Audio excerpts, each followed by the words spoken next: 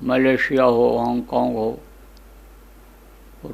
ये आपका भारत हो, ये जितना भी है इस धरती पर बसा हुआ, ये अपना नहीं है। हम भारत में रहते हैं, भारत को अपना देश कहें। आप अमेरिका में रहते हो, मलेशिया में रहते हो, हांगकांग में रहते हो, कहीं भी रहते हो, आप उसको अपना देश कहो तो सच पूछो तो ये अपना नहीं है। अपनी जगह जो होती है, अपना घर जो होता है, उसको कोई खाली नहीं करा पाता है, उस पर अपना अधिकार होता है। अब अगर ये अपना देश होने को होता और जिस घर में आप रहते हो अपना घर रहने को होता, तो उसमें देखो दूसरे लोग रह करके और दुनिया संसार से चले गए, क्यों चले गए होते? तो ये अपना देश नहीं है, इसको याद रखने की ज़रूरत है। कुछ चीज़ें ऐसी होती हैं जिनको याद रखी जाती हैं, जैसे आप टॉयलेट जाने का याद रखते हो, लंच और डिनर याद रखते हो, जॉब की ड्यूटी याद रखते हो, उसी तरह से यह याद रखने की ज़रूरत है कि अपना देश नहीं है, अपना घर नहीं है, या धन संपत्ति अपनी नहीं है, यहाँ तक कि यह शरीर भी अपना नहीं है। जिसने 9 महीने माँ के पेट में रख करके माँ के पेट रूपी कारखाने में इसको तैयार किया है, जब चाहेगा इसको खाली करा लेगा। अब सोचो आप कि इसको चलाने वाली कौन सी चीज़ है कि जिससे दिल दिमाग काम करता है, हाथ पैर काम करता है, और हम कमाते हैं, खाते हैं, बच्चों को भी खिलाते हैं, बच्चों से प्रेम मोहब्बत करते हैं। वो कौन सी चीज़ है?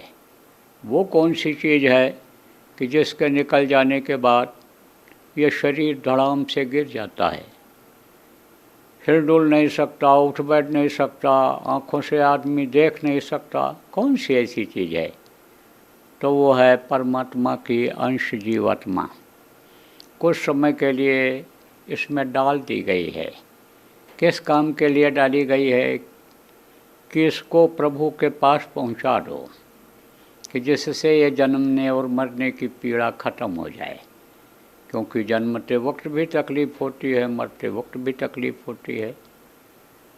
तो ये याद रखने की ज़रूरत है कि मनुष्य शरीर खाने पीने मौज मस्ती के लिए नहीं मिला है, यह मिला है भगवान के भजन के लिए, यह मिला है इस आत्मा को परमात्मा तक पहुंचाने के लिए। यह याद रखने की ज़रूरत है। उस प्रभु को ही भूल रहे, मौत को ही भूल रहे, जो सत्य है। मौत आनी ही आनी है, और प्रभु भी सत्य है। सत्य चीज़ कभी ख़त्म नहीं होती है, असली चीज़ कभी ख़त्म नहीं होती है, तो वो भी सत्य है। तो हमेशा याद रखने की ज़रूरत है। इसलिए याद कराया जा रहा है कि इस शरीर के अंदर आत्मा है, इसी शरीर के अंदर में मन भी है। तो मन की ये आदत है, जो सूरत के साथ जीवात्मा के साथ मन लगा हुआ है, इसकी आदत यह है कि यह जिधर लग जाता है वही इस शरीर से कराता है।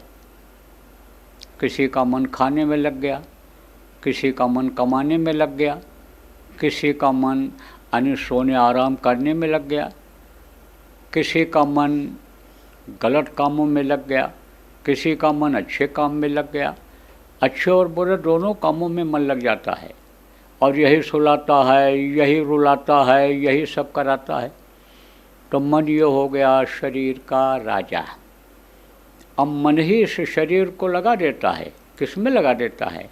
गंदा करने में, गंदी हरकतों को, गंदा काम करने में मन लगा देता है शरीर को। ज़बान का स्वादी हो जाता है आदमी, किस चीज़ का स्वाद लेने लगता है? जानवरों के मांस का स्वाद लेने लगता है, शराब का स्वाद लेने लग जाता है। तो मन वही काम कराता है। इंद्रियों के भोग में मन लगा देता है शरीर को, तो मन वही कराता है। धन कमाने में मन लग जाता है तो आदमी 99 के चक्कर में पड़ जाता है। 99 का 100 हो जाए, 100 का लाख हो जाए, 1000 हो जाए, उसी में लगा रहता है, भूला हुआ रहता है। किसको भूला हुआ रहता है? इस चीज़ को भूला हुआ रहता है कि हमको सांसों की पूंजी जो मिली है खर्च करने के लिए, वो कुछ समय के लिए मिली है और गिन करके मिली है। जैसे सांस पूरा हो जाएगा तैसे हमको दुनिया छोड़ देना पड़ेगा। इस चीज़ को आदमी भूल जाता है। तो कहने का मतलब प्रेमियों ये है कि बराबर याद रखना चाहिए। अब आपको बताया कि मनुष्य शरीर किस काम के लिए मिला? भगवान की प्राप्ति के लिए मिला। तो काफ़ी कुछ लोगों को आपको यानी भगवान के मिलने का रास्ता मिल गया, नाम मिल गया, गुरु महाराज से मिला। गुरु महाराज के जाने के बाद उनके आदेश से आपको दिया गया तो नाम आपको मिल गया। लेकिन नाम से आप दूर हो रहे हैं, नामी से दूर हो रहे हैं। नामी किसको कहते हैं? जहाँ से यह शब्द निकलता है और शब्द रूपी ध्वन्यात्मक नाम जिसको कहा गया वो आपको बताया गया, तो उससे आप दूर हो रहे हो, क्योंकि शब्द को पकड़ नहीं पा रहे हो, आवाज़ को पकड़ नहीं पा रहे हो, तो न अपने को पहचान पा रहे हो, न गुरु को पहचान पा रहे हो और न प्रभु को देख पा रहे हो। आप इसी में फंसे हुए हो। किस में फंसे हुए हो? धन के लालच में, सम्मान इज्जत के लालच में, दुनिया की अन्य वस्तुओं के लालच में आप पढ़ करके अपनी जीवन को समाप्त कर दे रहे हो। एक एक दिन, एक एक मिनट का समय जीवन का निकलता चला जा रहा है। तो आज तो हमको यही कहना है कि बराबर समय इसमें देना चाहिए। जिसके लिए मनुष्य शरीर मिला, जिसके लिए नाम लिया गया, उस काम के लिए समय निकालना चाहिए। जो भी बताया गया 1 घंटा, 2 घंटा, 24 घंटे में से समय निकालो, उतना समय निकालना चाहिए। लेकिन नहीं निकल पाता है।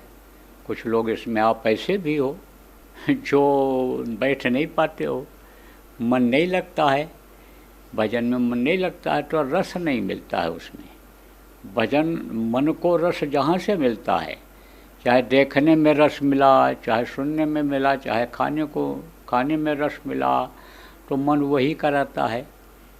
तो देखो, उससे अनेक कर्म आते हैं। किससे कर्म आते हैं? जो ये कर्म शरीर से करते हो, चाहे धन इकट्ठा करने का कर्म करो और चाहे मान सम्मान इज्जत के लिए कर्म करो शरीर से, जो भी आप समझो कि काम करते हो उसके कर्म आते हैं। और वो कर्म जो है मन को लगने नहीं देते हैं अच्छे काम में, परमार्थ में लगने नहीं देते हैं। तो महात्माओं ने क्या किया? अच्छी खासी जमात जमा किया। जमात किसको कहते हैं? भीड़ को इकट्ठा करते हैं और उसमें लोगों के कर्मों को कटवाते हैं। क्योंकि कर्मों का बड़ा विधान ये जो बना दिया काल भगवान ने, वो बड़ा जटिल है। जटिल किसको कहते हैं? जो कठिन होता है, सुलझता नहीं है जल्दी, सुलझाने में ही आदमी उलझता चला जाता है, उसको जटिल कहते हैं। तो ये वो जटिल हो गया ये कर्मों का विधान। तो प्रेमियों, गुरु महाराज का भंडारा आ रहा है और गुरु महाराज के भंडारे में आप लोगों को निमंत्रण मैं अपनी तरफ से, आश्रम वासियों की तरफ से, भारतवासियों की तरफ से दे रहा हूँ और आप लोग उसमें आओ। जब चलोगे वहाँ से हाथ पैर आँख कान से जो कर्म ऐसे बन गए कि जो भजन में बाधा डाल रहे हैं, प्रभु से दूर कर रहे हैं, मौत की याद से दूर कर रहे हैं, वो कर्म कटेंगे। जो भी अन्य धन कमाने में आपको इधर उधर से कर्म आ गए, धन खर्चा करोगे, हवाई जहाज़ का टिकट लोगे, रेल बस में बैठ के आओगे, तो वो कर्म धन से जो हो गए वो धर्म वो कटेंगे। गरीब गुरबा को भोजन कराना पुण्य का काम होता है, पानी पिलाना पुण्य का काम होता है। किसी के घर में अंधेरा है, उजाला कर दो कहते हैं, पुण्य का काम होता है। तो ये सारा का सारा मौका आपको यहाँ मिल जाएगा। सेवा करने का हर तरह का मौका मिल जाएगा और भजन करने का मौका मिल जाएगा। तो जैसा मैंने कहा, मन जहाँ लगा रहता है वही काम हो पाता है और वही काम कराता है। तो मन तो अभी आपका कहाँ लगा हुआ है? जहाँ जिस देश में रहते हो वहाँ लगा हुआ है। जो काम आप दुकान का, दफ्तर में यानी ऑफिस में नौकरी करने का, जो भी काम आप करते हो मन उसमें लगा हुआ है। लेकिन जब उधर से मन को हटा करके आप इधर चले आओगे तो यहाँ मन इन्हीं कामों में लग जाएगा। भजन में, सेवा में मन लग जाएगा, सत्संग सुनने में मन लग जाएगा। तो परमार्थ का रास्ता आपके लिए आसान हो जाएगा, क्योंकि सत्संग, सेवा और भजन यही संत मत की यानी समझो असली चीज़ है। इसको अगर आदमी पकड़ ले तो फिर लौट लौट 84 आया, लौट लौट करके इस 84 में आना नहीं पड़ता है। प्रेमियों, मौका होता है, समय होता है। समय से जो काम कर ले जाता है उसको सफलता मिल जाती है, और समय से जो चूक जाता है उसको सफलता नहीं मिलती है। मोटी बात आपको बता दें, आपको हवाई जहाज़ से कहीं जाना है, आपको रेलगाड़ी बस से कहीं जाना है, और समय से अगर आप पहुंच गए वहां पर तो आपको वो साधन सुविधा मिल जाएगी और समय से आप पहुंच जाओगे। और अगर आप लेट हो गए, देर हो गई आपको, तो वहाँ नहीं पहुंच सकते हो। फिर दूसरी बस मिलेगी, दूसरी फ्लाइट मिलेगी, फिर उससे जाना पड़ेगा। समय से पहुंच नहीं सकते हो, और समय किसी का इंतज़ार नहीं करता है। तो मान लो आपको कहीं इंटरव्यू देना है और आप पहुंच नहीं पाए, तो दोबारा इंटरव्यू आपका वो छोड़ लेगा, वो तो दूसरे को सेलेक्ट कर लेगा, दूसरे को रख लेगा। इसलिए यानी समय की कीमत होती है। तो ये समय आपके जीवन में, हमारे जीवन में आने जा रहा है कि गुरु महाराज के दया का यह स्रोत है, दया के स्रोत पर बैठने का अवसर मिलने जा रहा है। तो हम आपको आमंत्रित करते हैं, आप लोग आइए। देखो प्रेमियों, अच्छे काम में बाधा बहुत आती है, चलते चलते समय तक बाधा आती है। लेकिन आदमी जब संकल्प बना लेता है कि हमको ये काम करना ही करना है, ये काम हमारे फायदे का है, इस जीवन में भी सुखी रखने वाला ये काम है, और शरीर छूटने के बाद भी ये काम आने वाला काम है, तब उसके लिए आदमी संकल्प बना लेता है। और जब संकल्प बना लेता है तब जा पर जाकर सत्य सनेहू, ताहि मिले हमने कर संदेहू। जिस चीज़ की इच्छा वो करता है, प्रभु पर विश्वास करके, गुरु पर विश्वास करके वो उसका इच्छा पूरा करते हैं। आपको संकल्प बनाने की ज़रूरत है, आने की ज़रूरत है। ये अवसर निकल जाएगा, फिर हाथ नहीं आएगा। बहुत से प्रेमी जो इसमें अभी सेवा के लिए आ गए, हो सकता है अगले भंडारे में ना आ पावें। क्यों बताया, काल का देश है, किसी को छोड़ता नहीं है। वो तो खाली कराएगा समय से इस किराए के मकान को, मनुष्य शरीर रूपी किराए के मकान को खाली ही कराएगा। इसलिए अवसर है, अवसर का लाभ उठाना चाहिए। देखो प्रेमियों, कोई पाप करता है, जैसे जानवरों को मारता है, कोई काटता है उसको, मांस को निकालता है, कोई बेचता है, कोई खरीद करके लाता है, कोई पकाता है, कोई खाता है, खिलाता है, तो पाप सबको लगता है। ऐसे पुण्य भी होता है। कोई आप ये समझो, समझा दे कि भाई चलो अनमोल चीज़ मिलेगी, जो रुपया पैसा से खरीदी जाने वाली चीज़ नहीं है वो चीज़ मिलेगी, वो दौलत मिलेगी कि जिसको पाने के बाद बड़े बड़े राजा महाराजा ने राजपाट छोड़ दिया, ज़मीन जायदाद की परवाह नहीं किया, वो चीज़ मिलेगी। वो चीज़ जब मिल जाएगी, जब नाम रूपी रत्न मिल जाएगा, हीरा मिल जाएगा, तो रत्न के मिल जाने पर, हीरा मिल जाने पर सोचो डॉलर है, रुपया है, कागज़ का नोट है, यह कितना आने लग जाएगा।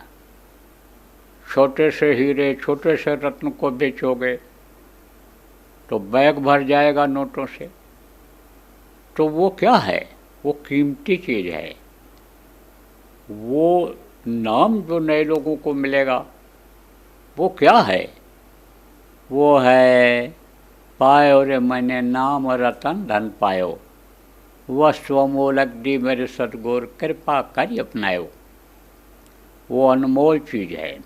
मीरा को जब मिला माला माल हो गई, कोई परवाह नहीं किया, कोई कुल खानदान की लाज का उसको ध्यान नहीं रहा, सारी मर्यादा उसने तोड़ दिया। जब वो चीज़ मिली तो ऐसी चीज़ मिलेगी। तो कोई यही समझा दिया। अब आदमी के समझ में आ गया, अब सोच रहा जाएं कैसे, पहुँचेंगे कैसे, वो चीज़ हासिल कैसे होगी। अब किसी ने आश्वासन दे दिया, कहा चलो भाई हम चलते हैं, हम गए भी थे, हमको जानकारी भी है, हम तुम्हारा टिकट देखते हैं फ्लाइट का कब मिल सकता है। और टिकट करा दिया, कोई साथ ले आया, तो उनको सबको फ़ायदा होता है। कोई नामदान दिला दिया बैठ कर के साथ में, सुमिरन किसी ने समझा दिया, ध्यान समझा दिया, भजन समझा दिया, तो सबका फायदा होता है, परमार्थी लाभ मिलता है उससे। भजन में भी मदद मिलती है। मन के तेजी में जो मन दौड़ता रहता है उसमें भी रुकावट आती है। तो बराबर यह प्रयास होना चाहिए कि हम पहुंच जाएं और हमसे जो लोग जुड़े हुए हैं, चाहे पुत्र हो, चाहे पत्नी हो, चाहे पति हो, वो लोग भी पहुंच जाएं। क्योंकि एक रिश्ता होता है। कैसा रिश्ता होता है? साथ चलने का, साथ निभाने का, खाने पीने का, कमाने का, परिवार का एक रिश्ता होता है। और एक दूसरे के लोग सहयोगी होते हैं, मददगार होते हैं। तो अच्छे काम में भी, परमार्थ में भी एक दूसरे का मददगार बनना चाहिए। तो परिवार के लोग हैं, मिलने जुलने वाले सबके होते हैं, रिश्तेदार होते हैं, दोस्त होते हैं, सहकर्मी।